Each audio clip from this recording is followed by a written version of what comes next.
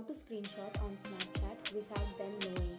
So if you want to screenshot on Snapchat without letting the other person know, then first of all you can open up your Snapchat application,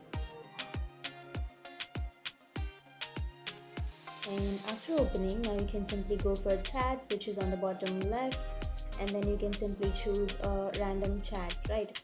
So for example, I'll be choosing this chat. So if you want to take a screenshot of that chat, then for example here I'll take a screenshot, and if you take that screenshot, it will automatically say that it will automatically notify the other person that you have took a screenshot of the chat.